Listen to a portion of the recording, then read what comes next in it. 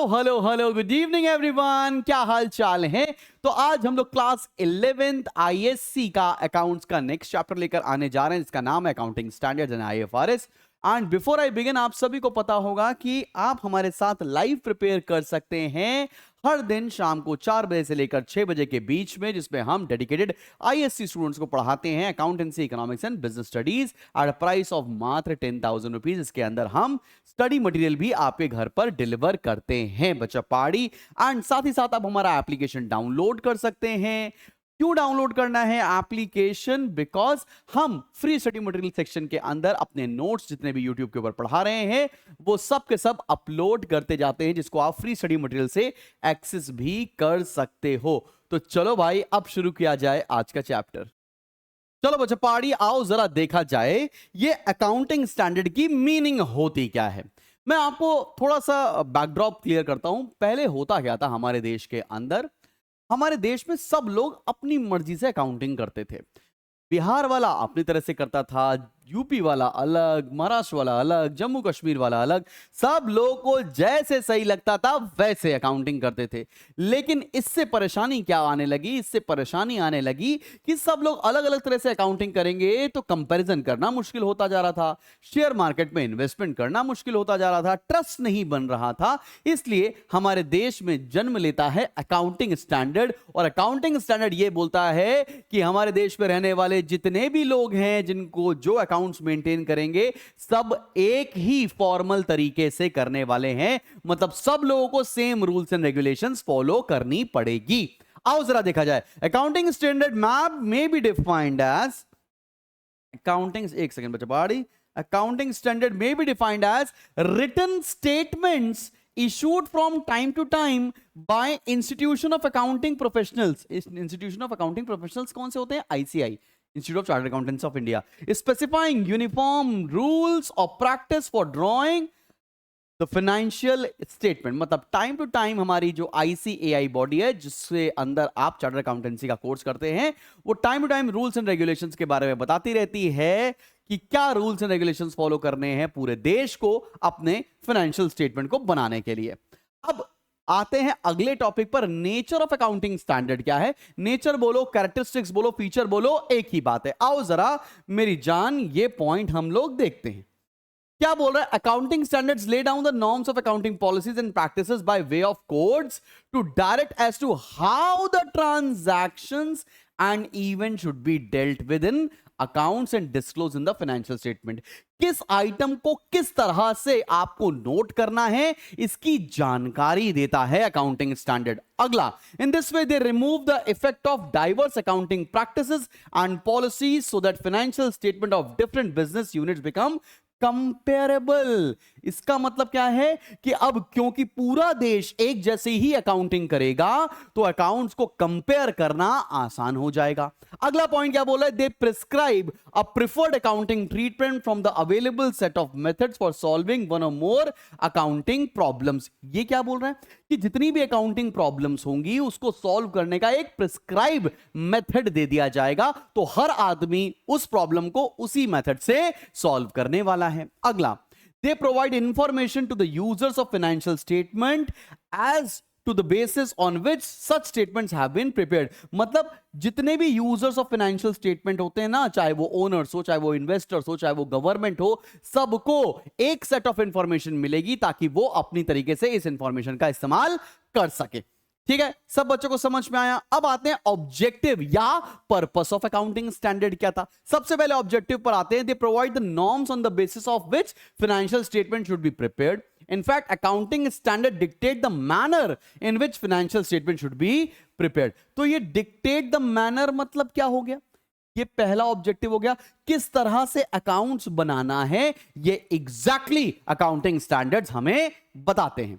To make financial statements more meaningful and comparable. तुम देखो, features और ऑब्जेक्टिव्स बहुत ज्यादा एक जैसे ही हैं कि अकाउंट्स आपके सही से बने और कंपेरेबल हो सके। एक कंपनी के अकाउंट्स हम दूसरे कंपनी से कंपेयर कर सकें, इसलिए अकाउंटिंग स्टैंडर्ड्स की जरूरत पड़ती है। To harmonise the diverse accounting policies. Harmonise का मतलब क्या? कि सब लोग एक जैसा ही अकाउंट प्रिपेयर करें। हार्मोनाइज मतलब एक जैसी तरीके से काम करना। And to provide information to the users of financial statement, जो कि हमको बहुत रेपिटेटिव पॉइंट मिल रहे हैं। आप ऑब्जेक्टिव और पर्पस ऑब्जेक्टिव और नेचर बहुत ही क्लोज हैं, तो तुम एक बार रीड कर सकते हो। बहुत कम चांसेस होते हैं कि इस तरह अकाउंटिंग के अंदर इतनी थ्योरी चीज पूछी जाए। इस चैप्टर से इंपॉर्टेंट है अकाउंटिंग स्टैंडर्ड्स और आईएफआरएस का डिफरेंस, जो अभी हम आगे पढ़ने भी वाले हैं। अब आते हैं यूटिलिटी और एडवांटेजेस क्या होता है। सबसे पहला क्या होता है, reliability and credibility of financial statement बढ़ जाती है। जब हम अकाउंटिंग स्टैंडर्ड्स फॉलो करते हैं तो हमारी कंपनी के अकाउंट्स जो प्रिपेयर होते हैं वो एज पर अकाउंटिंग स्टैंडर्ड्स होते हैं, जिससे हमारी मार्केट में क्रेडिबिलिटी इंप्रूव होती है। Accounting standards ensure consistency and comparability.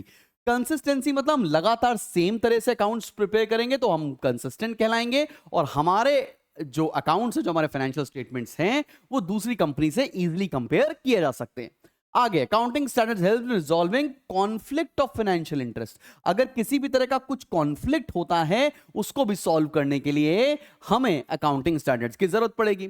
अगला, accounting standards significantly reduce the chances of manipulation. Manipulation के चांसेस कम से कम हो जाते हैं, फ्रॉड के चांसेस कम से कम, खत्म नहीं हो जाते हैं, कम हो जाते हैं। एंड ये इंफॉर्मेशन हेल्प मिलती है ऑडिटर्स को। ऑडिटर्स कौन होते हैं, जो आपके अकाउंट्स को चेक करते हैं कि आपने अकाउंटिंग सही की है, कहीं कोई झोल झाल तो नहीं किया है। सीए बनने के बाद ऑडिट का काम मिलता है भाई। चलो आगे बात करते हैं लिमिटेशंस ऑफ अकाउंटिंग स्टैंडर्ड। सबसे पहला क्या है, रिस्ट्रिक्ट इनिशिएटिव। इसका मतलब क्या है, हम अपनी मर्जी से कुछ भी प्रिपेयर नहीं कर सकते हैं, जो अकाउंटिंग स्टैंडर्ड ने बोला है वही फॉलो करना पड़ेगा। It is rigid in nature, बिल्कुल भी फ्लेक्सिबल नहीं है। अगला, based on historical cost. Historical cost का मतलब क्या होता है कि अगर मैंने कोई भी असेट जिस भी रेट में खरीदा है, बुक्स ऑफ अकाउंट्स में उसी रेट में आपको मेंशन करना पड़ेगा। मार्केट वैल्यू से उसका कोई भी मतलब लेना देना नहीं है। And obstruct the judgement of auditors. कई बार ऑडिटर्स के जजमेंट को का बहुत रुकावट भी बनता है अकाउंटिंग स्टैंडर्ड। इतनी सी बात तुम्हें पता होनी चाहिए। अब 32 अकाउंटिंग स्टैंडर्ड्स हमारे देश के अंदर आए हैं, जिसकी पूरी की पूरी लिस्ट मैंने यहां लिस्ट डाउन कर दी है, आपको याद करने की जरूरत नहीं है। कुछ आपको पता होना चाहिए, जैसे AS1 जो है वो फोकस करता है अकाउंटिंग पॉलिसीज की डिस्क्लोजर के ऊपर, AS2 फोकस करता है वैल्यूएशन ऑफ इन्वेंट्रीज के ऊपर, AS3 कैश फ्लो स्टेटमेंट जो आप क्लास 12th में आप मेरे साथ सीखने वाले हो, AS4 फोकस करता है contingencies and events occurring after balance sheet date. Likewise बहुत सारे AS यहां पर मेंशन्ड हैं, जिसको आप एक बार गो थ्रू कर सकते हैं। अकाउंटिंग स्टैंडर्ड्स कितने हैं, 32 अकाउंटिंग स्टैंडर्ड्स हैं, ठीक है ना। ये सारे के सारे अकाउंटिंग स्टैंडर्ड्स आप पढ़ते हैं जब आप चार्टर्ड अकाउंटेंट की पढ़ाई कर रहे होंगे, और थोड़े बहुत अकाउंटिंग स्टैंडर्ड्स आप क्लास 11th एंड 12th के अंदर भी पढ़ने वाले हैं। याद रखिए, इसको याद करने की कोई भी जरूरत नहीं है। अब बात करते हैं हम लोग अगले टॉपिक की तरफ, जिसका नाम है IFRS। IFRS बोले तो इंटरनेशनल फाइनेंशियल रिपोर्टिंग स्टैंडर्ड्स। अभी प्रॉब्लम क्या आने लगी, देश के अंदर की प्रॉब्लम्स जो कंपेरेबिलिटी की थी, रिलायबिलिटी की थी, वो तो हमारा सॉल्व हो जाता है अकाउंटिंग स्टैंडर्ड से। लेकिन अब क्या हो गया, दुनिया भर में हर कंट्री अलग अलग तरह से अकाउंटिंग मेंटेन कर रही थी, तो इंटरनेशनल बेंचमार्किंग पे लाने के लिए IFRS लाया गया, ताकि दुनिया की हर कंट्री सेम तरह से अकाउंट्स बना सके, ताकि उसमें रिलायबिलिटी लाए, उसमें आप क्रेडिबिलिटी और कंपेरेबिलिटी ला सकें। आओ जरा देखते हैं। The term IFRS refers to international financial reporting standards issued by international accounting standards body IASB। ये MCQ के लिए इंपॉर्टेंट हो जाएगा आपके, ठीक है ना। IFRS also cover a wide range of international accounting standards, इसको IAS बोलते हैं, issued by the International Accounting Standard Committee, इसको IASSC बोलते हैं। Thus, GAAP is being replaced by the use of International Financial Reporting Standards। जो हमारा General Accepted Accounting Principles हैं, GAAP है, उसको replace करता है IFRS। IFRS is being used increasingly by companies throughout the world. The extent and manner of this varies from country to country. In some parts of the world, as part of Africa and Caribbean, IFRS has fully replaced GAAP। बहुत सारी countries IFRS को अपनी तरह से इस्तेमाल कर रही है, कुछ कंट्रीज में 100% GAAP को रिप्लेस करके IFRS ला दिया गया है। ठीक है बच्चा पाड़ी। अब एडवांटेजेस देखते हैं IFRS के। सबसे पहला, हेल्पफुल टू इन्वेस्टर्स। इन्वेस्टर्स को आपके अकाउंट्स पढ़ने बड़े आसान लगते हैं, इजी है, बिकॉज आप कंपेयर कर सकते हो दूसरी कंपनीज के साथ, तो आपके इन्वेस्टर्स को फायदा मिलता है। Helpful to the industry, because सारी इंडस्ट्री सेम नॉर्म्स ही फॉलो करने वाली है, तो किसी भी प्रकार की दिक्कत किसी को नहीं होती।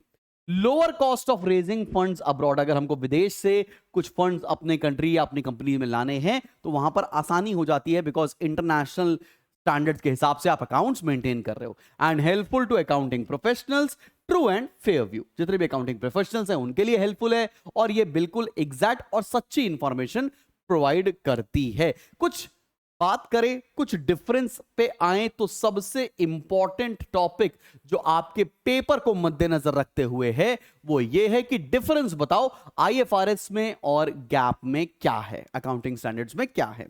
चलो पहला देखते हैं। IFRS are based on principles. IFRS किस चीज से बेस्ड है? Principles. Whereas Indian GAAP और accounting standards are based on rules.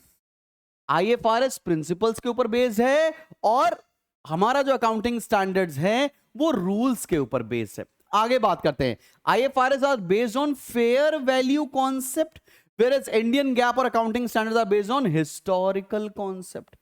अब फेयर वैल्यू क्या होती है? अगर मैंने कोई एसेट खरीदा, उसकी मार्केट में जो ठीक ठाक वैल्यू है उसको कंसिडर करेंगे। Historical cost, cost of acquisition के ऊपर फोकस करती है।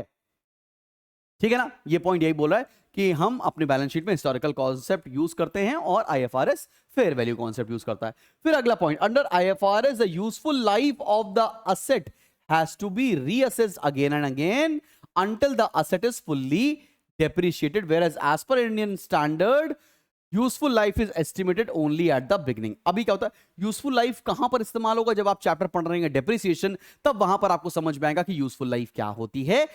जो आईएफआरएस है वो बोलता है यूजफुल लाइफ बार बार कैलकुलेट करनी पड़ेगी, और अकाउंटिंग स्टैंडर्ड बोलता है हमको स्टार्टिंग में ही पता चल जाता है कि किसी भी एसेट की यूजफुल लाइफ कितनी होने वाली है। अगला, under IFRS depreciation is not calculated on total cost of the asset but on the cost of significant components of the asset. पूरे एसेट पर ना कैलकुलेट करके एक कंपोनेंट पे चार्ज होता है डेप्रिसिएशन, और हमारे वहां अकाउंटिंग स्टैंडर्ड्स में जो डेप्रिसिएशन है वो पूरे असेट, पूरी मशीनरी पर एक साथ चार्ज होता है। IFRS provide a wide framework in which clear guidelines are given for financial reporting. Clear guidelines मिलती हैं जो कि अकाउंटिंग स्टैंडर्ड्स में नहीं स्पेसिफाइड है। तो इतना है आपके इस पर्टिकुलर चैप्टर में। मिलते हैं बहुत जल्दी एक नेक्स्ट वीडियो के साथ। Till then keep smiling and keep learning. अगर आपको हमारे साथ टाइटन्स बैच में लाइव पढ़ना है तो डिस्क्रिप्शन में लिंक मिल जाएगा, जाकर फटाफट से एनरोल कर लो। And God bless you. मिलते हैं बहुत जल्दी।